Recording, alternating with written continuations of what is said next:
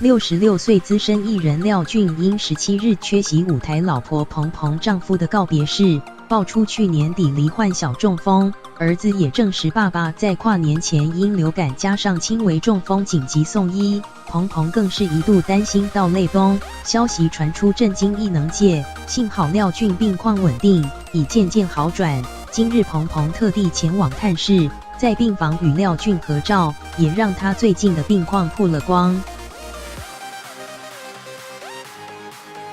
彭彭丈夫本月8日在家中看电视，原先还有说有效，却突然心肌梗塞过世，让彭彭无法接受。月中举办公祭时，好友廖俊却只送花篮致意，一问之下才知廖俊去年底中风送医。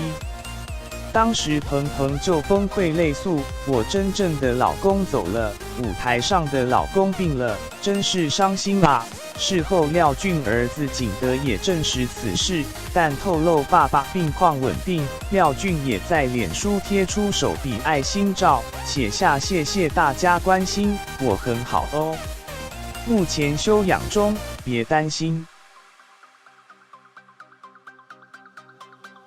向外界报平安。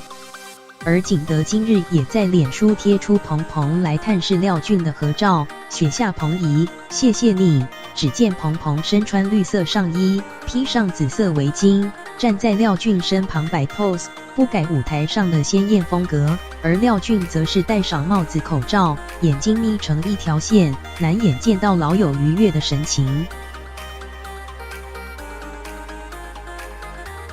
粉丝看到廖俊气色不差，才纷纷放下心中担忧，给予鼓励，想看你们继续散播欢笑。但愿您早日康复，再去报废跟大家拉乐。俊拔加油！经典组合再现，早日康复。